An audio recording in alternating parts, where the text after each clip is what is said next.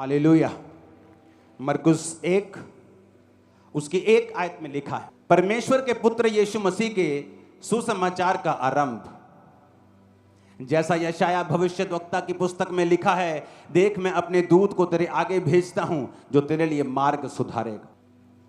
हम बाइबल जब पढ़ते हैं ना, हम इस तरह से पढ़ते हैं जैसे ये वचन एक पास्ट टेंस है, कि ये वचन एक बीता हुआ समय है जिसे मैं पढ़ रही हूं कि ये पुराने समय में हुआ था। समझ आ रही है कि नहीं? अगर यीशु मसीह भी आपकी तरह वचन पढ़ते तो जब यशाया भविष्यद्वक्ता की पुस्तक उन्हें लाकर दी गई तो उसमें लिखा था कि परमेश्वर का आत्मा किस पे है और उसने कंगालों को सुसमाचार सुनाने के लिए मेरा अभिषेक किया। तो अगर परमेश्वर भी बाइबल हम जैसी पढ़ते तो यही सोचते कि 700 साल पुराना वचन पढ़ रहा हूं, लेकिन यीशु मसीह ने जब बाइबल को खोला तो वो ये बात जानते थे कि ये वचन मेरे लिए लिखा है। तो इसलिए उन्होंने कहा, आज ये लेख तुम्हारे सामने पूरा हुआ है। उसने कहा कि देख मैं अपने दूत को तेरे आगे भेजता हूं जो तेरे लिए मार्ग सुधारेगा। किसके लिए मार्ग सुधारेगा? जीसस के लिए। कौन थे जीसस? परमेश्वर का एक रूप, परमेश्वर धरती के ऊपर अपने इंसान के रूप में आया। वो पूरा इंसान भी था और पूरा परमेश्वर भी था। अगर वो पूरा इंसान था और है तो आप इस वचन को अपने लिए भी ले सकते हैं। जिस दिन आप जीसस क्राइस्ट की तरह पिता को खुश करना शुरू कर देंगे, जिस दिन आप जीसस क्राइस्ट की तरह उसकी पवित्रताई को पहन लेंगे और अपना लेंगे और अपने ऊपर ओढ़ लेंगे, और आप यीशु मसीह की जिस तरह वचनों से प्यार करते थे उसी तरह आप खुदा के वचनों से जब प्यार करने लगेंगे तो वो ये वचन आपके लिए भी पूरा होगा कि वो तेरे आगे दूतों को भेजेगा जो तेरे मार्ग को सीधा करेंगे। आप देखेंगे फिर क्या होता है, किस तरह से आपके रास्ते सीधे होते हैं जो टेढ़े हो चुके हैं, किस तरह से आपके परिवार के रास्ते सीधे होते हैं, किस तरह से आपके बच्चों की पढ़ाई के रास्ते सीधे होते हैं, किस तरह से आपके हस्बैंड की पढ़ाई के, उसके हस्बैंड के बिजनेस के रास्ते सीधे होते हैं। ओ आमीन। मेरे को ऊंचे वाला चाहिए चर्च। हालेलुया। उसने कहा, अपने दूत को तेरे आगे भेजता हूं जो तेरे लिए मार्ग सुधारेगा। फिर ये वचन आपके लिए भी है। जिस दिन आप जीसस क्राइस्ट को प्रसन्न करना शुरू कर देंगे, उसके वचन को स्थान देना शुरू कर देंगे, नशे व्यभिचार और चोरियां छोड़ देंगे, उस दिन वो दूतों को आपके आगे भेजेगा। ये किस दूत की बात वो कर रहा है? इसमें 2 तरह के हेल्पर्स होते हैं। एक हेल्पर होते हैं शारीरिक रूप में, जो आपको शारीरिक रूप में मिलते हैं। वो आपका परमेश्वर का एक दास हो सकता है, एक अच्छी चर्च आपका मिलना आपको हो सकता है, या कोई डिवाइन हेल्पर आपकी लाइफ में हो सकता है। आपका बॉस हो सकता है, आपका स्टाफ भी हो सकता है, जिसने नमान कोड़ी की तरह उसके कोड को उसकी स्टाफ ने ही बोल दिया था कि अगर तू भविष्यद्वक्ता के पास जाए तो तेरा कोड ठीक हो सकता है। एक असली दास के पास जाए तो कोड ठीक हो सकता है। एक शारीरिक हेल्पर, फिजिकल हेल्पर, एक ऐसा हेल्पर, एक ऐसा दूत जो शरीर में है। जब एक व्यक्ति यीशु मसीह को प्रसन्न करना शुरू करता है, ये उसके लाइफ की एक निशानी होगी कि लोग उसके साथ खड़े होंगे, और वो लोग ऐसे होंगे जो कि बिना किसी लालच के उसके साथ खड़े होंगे, और लोग हैरान होंगे कि ये बंदा इनको कोई शारीरिक लालच भी नहीं देता और फिर भी ये इनके साथ खड़े होते हैं, क्योंकि वो सब परमेश्वर ने आपके लिए खड़े किए होते हैं। जब आप यीशु मसीह को प्रसन्न करना शुरू कर देंगे, एक निशानी मैं आपको देता हूं। जिस दिन आप वचन पे चलना शुरू कर देंगे, इंसानी हेल्पर्स आपको मिलना शुरू हो जाएंगे, आपकी लाइफ में वो एंटर करना शुरू हो जाएंगे। वो कहां से एंटर करेंगे आप हैरान हो जाएंगे, लेकिन जल्द आपको कोई मिलेगा जो आपके मार्ग को सीधा करेगा और सुधारेगा। जल्द वो आपकी हेल्प करने वाला है। वो हेल्पर्स रिसीव करो अपनी स्पिरिट में आमीन बोलते हुए। इसमें 2 तरह के हेल्पर्स हैं। इसमें लिखा है, जब हम 10 आयत में पढ़ते हैं, जब वह जल से निकलकर ऊपर आया तो तुरंत आकाश को खुलते और आत्मा को कबूतर के समान अपने ऊपर उतरते देखा, और आकाशवाणी हुई, तू मेरा प्रिय पुत्र है, मैं तुझसे खुश हूं। तब आत्मा ने तुरंत उसको जंगल की ओर भेजा। जंगल में 40 दिन तक प्रभु यीशु मसीह की शैतान ने परीक्षा की और वे वन पशुओं के साथ रहे। प्रभु यीशु मसीह वन पशुओं के साथ रहते हुए वहीं रहे और स्वर्गदूत उनकी सेवा करते रहे। ये स्वर्गदूत कौन से थे? शारीरिक या आत्मिक? आत्मिक। दो तरह की हेल्प हेवन परमेश्वर आपके लिए भेजता है। एक वो हेल्प है जो संसारिक रूप में आपको मिलती है। आप कोर्ट केस में हैं, आपको फेवर मिलना शुरू हो जाता है, समाज आप पे फेवर करना शुरू कर देता है, लोग आप पर फेवर करना शुरू कर देते हैं, क्योंकि जब आप यीशु मसीह को प्रसन्न करना शुरू करते हैं तो वचन ये कहता है कि परमेश्वर संसारिक रीति के साथ हेल्पर्स को, मददगारों को, दूतों को तेरे आगे भेजेगा जो तेरे रास्ते को साफ करेंगे। लेकिन दूसरी हेल्प भी उसने कही है। उसने कहा जब शैतान यीशु मसीह के साथ लड़ता और उसकी परीक्षा करता था तो बाइबल कहती है वो वन पशुओं के साथ रहा और स्वर्गदूत उसकी सेवा करते रहे। दूसरी हेल्प होती है जो स्वर्ग से आपको मिलती है, वो दूत जो आपको एक्सीडेंट से बचाते हैं, वो दूत जो आपको बीमारियों से बचाते हैं, वो दूत जो आपको मौत से बचाते हैं, वो दूत जो आपके साथ सुरक्षा के रहते हैं, हमेशा आपके संग रहते हैं और शैतान को सब शैतानी काम करने से आपकी लाइफ में रोकते हैं, क्योंकि परमेश्वर को आपने खुश कर दिया है। देखा जब वो बपतिस्मा लेकर जल के ऊपर आया तो पवित्र आत्मा उस पर उतरा। वो वन पशुओं के साथ रहा, भालू के साथ रहा पर भालू उसे खा नहीं पाया, शेर के साथ रहा, शेर उसे खा नहीं पाया, सांपों के साथ रहा, वो उसे काट नहीं पाए। नेचर भी आपकी हेल्प करना शुरू कर देती है, कुदरत भी आपकी हेल्प करती है, कुदरत भी आपके साथ चलती है। फिर ये गर्मी आपको बीमार करने की बजाय आपको हेल्दी कर जाएगी, ज्यादा सर्दी आपको बीमार करने की बजाय आपको स्ट्रांग कर जाएगी, क्योंकि कुदरत भी आपके साथ रहेगी जब आप परमेश्वर के साथ रहेंगे। तो आप मेरी बात समझ रहे कि नहीं? कारण एक ही है कि क्या आप परमेश्वर के साथ जुड़े हुए हैं कि नहीं। अगर आप अभी भी कुंडियां लगाते हैं, आप बिजली चोरी करते हैं, आप तेल चोरी करते हैं, गल्लों से चोरी करते हैं, अपनी दुकानों से, अपने मालिकों से चोरी करते हैं, घरों में काम करने वक्त चोरी करते हैं, ऑफिस फैक्ट्री में काम करते वक्त चोरी करते हैं, फिर यह वचन आप लोगों के लिए नहीं है। क्योंकि वचन में लिखा है तू चोरी ना कर, तू व्यभिचार ना कर, अपने माता पिता की आज्ञा को मान, झूठी साक्षी, झूठी गवाही ना दे, अपने भाई को बदनाम ना कर। अगर तुम वचन को तोड़ते हो तो ना तो शारीरिक हेल्पर काम आते हैं, फिर लोग ऑफेंड हो जाते हैं, निराश हो जाते हैं। नो मेरे कोई काम नहीं आंदा, ओ टाइम ते मेरे कोई काम नहीं आंदा, कोई मेरे नाल निगा। क्योंकि तेरे साथ अगर परमेश्वर नहीं है तो तेरे साथ कोई नहीं होगा। अगर तेरे साथ परमेश्वर है और तू अकेला है तो ऐसी ही भीड़ तेरे साथ भी खड़ी हो जाएगी जो यहां बैठी। ओ आमीन। मेरे को ऊंचे वाला चाहिए चर्च। वो कहता मैं स्वर्गीय दूतों को भेजूंगा, तुम्हारे सपनों में दूत आएंगे। लोगों को लगता है मैं सपनों में आता हूं। मैं कैसे सपनों में आ सकता हूं? मैं अपने घर सोया हूं भाई, मैं तुम्हारे सपनों में नहीं आ सकता हूं। दूत मेरी शक्ल लेकर तुम्हारे सपनों में आते हैं। दूतों को परमेश्वर के दासों की शक्ल लेकर मैंने हजारों लाखों लोगों के सपनों में आते हुए सुना है। जब आप परमेश्वर के साथ पक्के होंगे तो स्वर्ग दूत आपको रिलीज किए जाएंगे, आपको एक्सीडेंट से वो बचाएंगे, कोविड से बचाएंगे, महामारियों से बचाएंगे, सारे कीटाणुओं को खत्म कर देंगे, तुम्हारी बॉडी पर से कमजोरियों को खत्म कर देंगे, एक्सीडेंट को फिनिश कर देंगे, माइंड को तुम्हारे रिलैक्स रखेंगे। ओ आमीन। मेरे को ऊंचे वाला चाहिए चर्च। तुम जादू टोनों के ऊपर पैर रख दोगे, चीखे मारेगा टोना, जादू तुम पर असर नहीं होगा, तुम्हारी जूती पर भी असर नहीं होगा, तुम्हारी जूती पर भी जूती जितना भी असर नहीं होगा। मैंने कहा, मैं सच कह रहा हूं। अगर लेकिन इफ परमेश्वर तुम्हारे साथ है तो, अगर तुमने उसको प्रसन्न किया है तो कुदरत भी तुम्हारे साथ रहेगी, लोग भी तुम्हारे साथ रहेंगे, स्वर्गदूत भी तुम्हारे साथ रहेंगे। हेवन ओपन होता हुआ तुम्हारे ऊपर भी मैं देख रहा हूं, तुम्हारे ऊपर ब्लेसिंग्स को आता हुआ मैं आज देख रहा हूं। आमीन। मेरे को ऊंचे वाला चाहिए चर्च। हालेलुया। लिखा 14 आयत में, यूहन्ना के पकड़वाए जाने के बाद यीशु ने गलील में आकर प्रभु के राज्य का सुसमाचार आरंभ किया। कहा समय पूरा हुआ है, प्रभु का राज्य निकट आ गया है, मन फिराओ, सुसमाचार पर विश्वास करो। गलील की झील के किनारे किनारे जाते हुए उसने शमौन और उसके भाई आंद्रियास को झील में जाल डालते देखा, क्योंकि वो मछुए थे। यीशु ने उनसे कहा, मेरे पीछे आओ, मैं तुमको मनुष्यों के मछुए बनाऊंगा। वो तुरंत जालों को छोड़कर उसके पीछे हो लिए।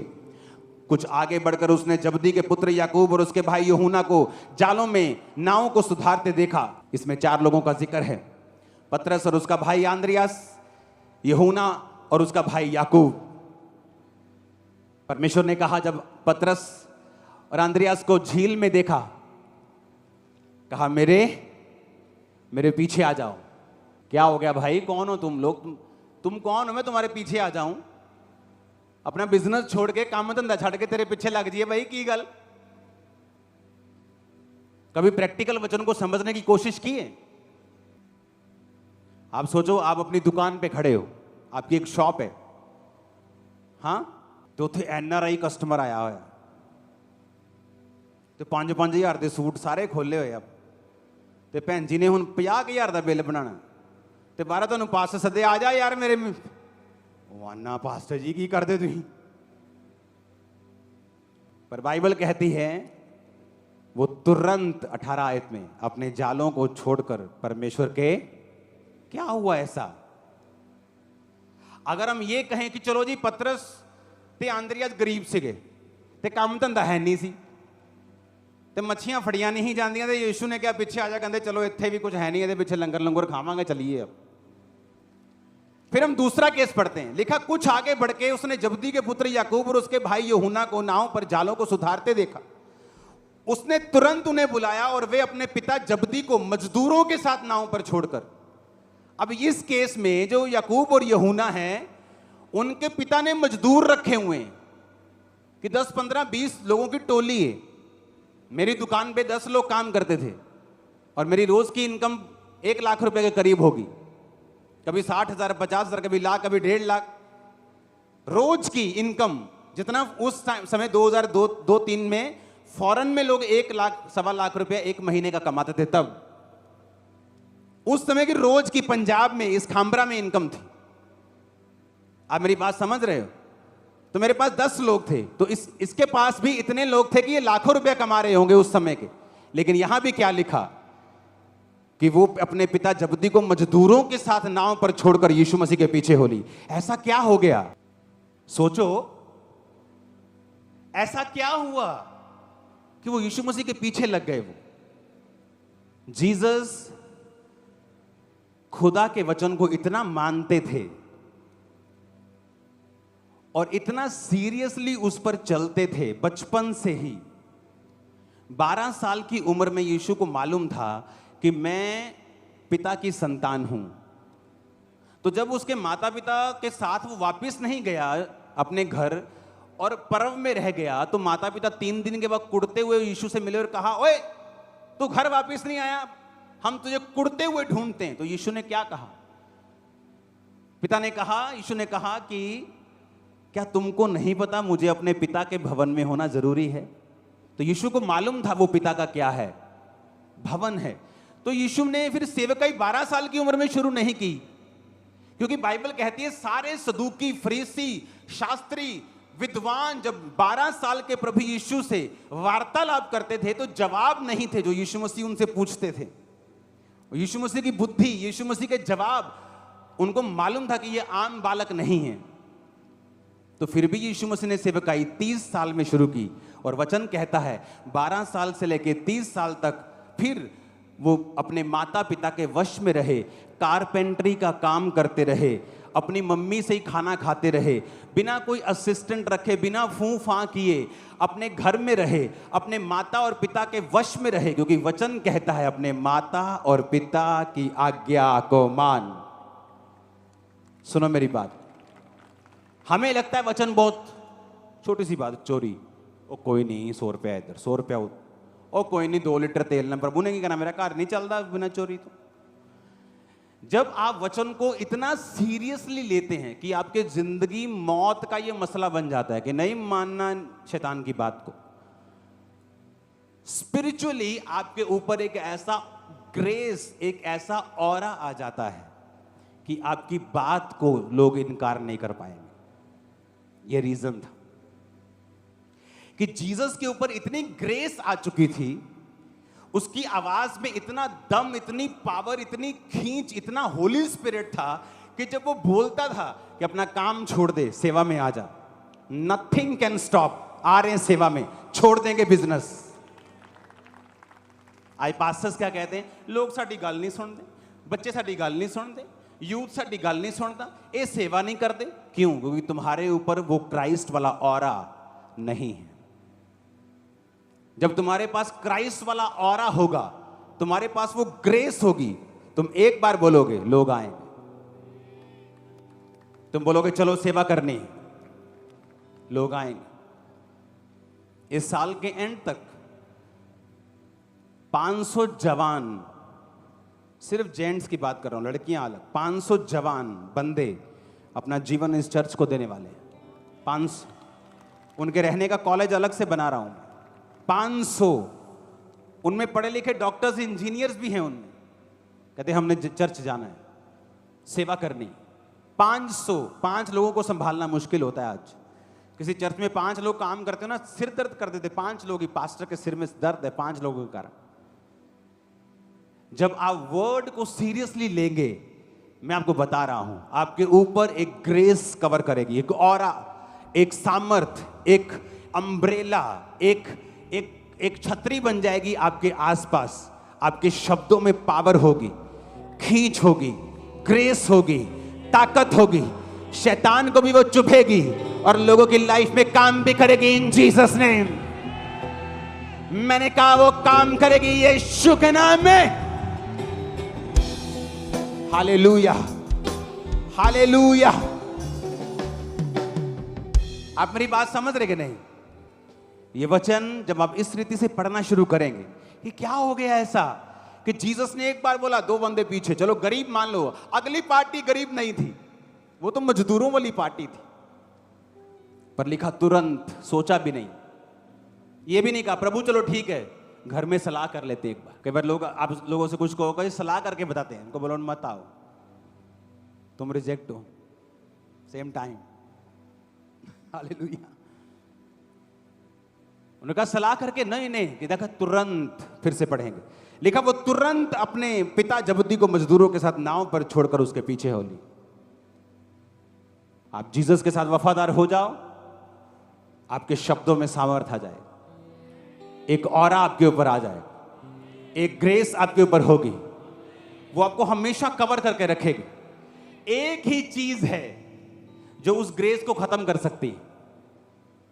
कोई शैतान, कोई विरोध, आपके खिलाफ झूठी बातें, आपके खिलाफ लोग, मुकदमे, कुछ उसे खत्म नहीं कर सकता। आपका अपना पाप उसे खत्म करेगा जब करेगा। अपने पाप के कारण वो छतरी आप खो दोगे, लेकिन और कोई चीज उस छतरी को, उस ग्रेस को, उस अम्ब्रेला को खत्म नहीं कर पाएगी। और ये एक दिन में नहीं होता, एक साल में नहीं होता, ये सालों साल परमेश्वर के साथ चलने का नतीजा होता है। जब आप हर समय निकाल लेते हैं, हर मौसम निकाल लेते हैं, वफादारी के साथ बाप के साथ खड़े रहते हैं, दुखों में, तकलीफों में, प्रार्थनाओं में, डाउट में भी आप उसके साथ खड़े रहते हैं। ना सुखों में पिघलते हैं आप शैतान की तरफ, ना दुखों में पिघलते हैं, ना साइलेंट टाइम में, जब ना उस टाइम में जब परमेश्वर आपके लिए लगातार बोलता है, आपको गवाहियां देता है। आप जब किसी समय में गिरते नहीं हैं, आपकी लाइफ के ऊपर वो ऑरा, वो ग्रेस, वो बढ़ती ही जाती है। और वो बढ़ती जाएगी आज से ही, और वो बढ़ती जाएगी आपके परिवार के ऊपर से, और वो बढ़ती जाएगी आपकी बॉडी के ऊपर। आप हेल्दी होंगे और लंबा जिएंगे यीशु मसीह के नाम। Hallelujah, hallelujah.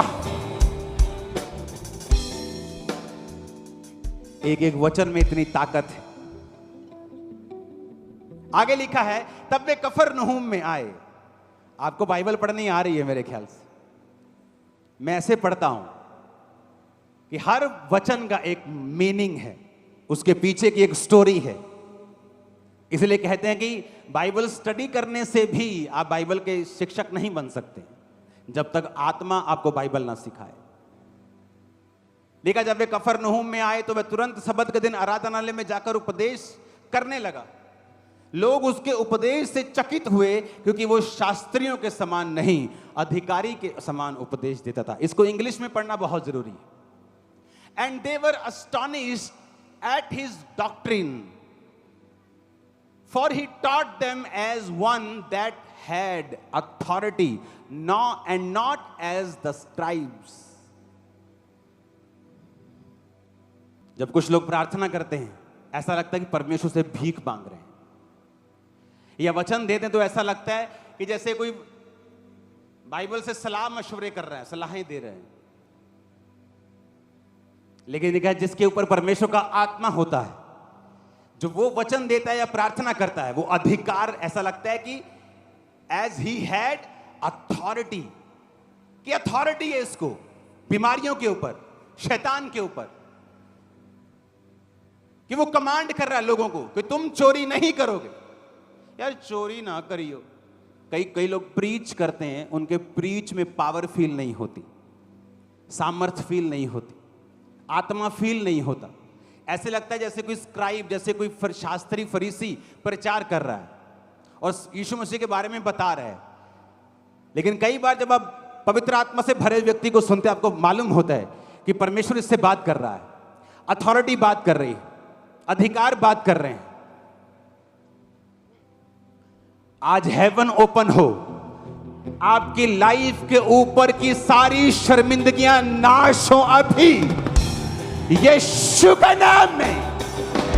तुम्हारे घर की, फाइनेंस की, शरीर की, आत्मा की सारी शर्मिंदगियां आज मैं अधिकार से हुक्म देता हूं, नाश हो जाए सारी शर्मिंदगियां, यीशु के नाम में नाश हो जाए।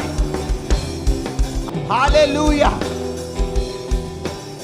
कहता मैं उन्हें शास्त्रियों की तरह नहीं, वो उन्हें शास्त्रियों की तरह नहीं, अधिकारियों की तरह उपदेश देता था। अधिकारियों की तरह। तो अधिकारी मतलब, इसमें इतना अच्छा नहीं लिखा हिंदी में, लिखा for he taught them as one that had authority. Police के पास अथॉरिटी होती है ना, कि मैं इस इलाके का एसएसपी हूं, वो नजर आती है, वो खड़ा होता है तान के, स्टार स्टूर लगे, वर्दी पहनी। वैसे ही तुम आत्मा में बड़े अफसर हो, अथॉरिटी तुम्हारे अंदर है यीशु के नाम की।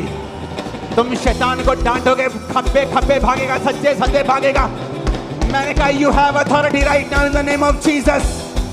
आमीन। खड़कने वाला चाहिए शैतान के कानों में। हालेलुया।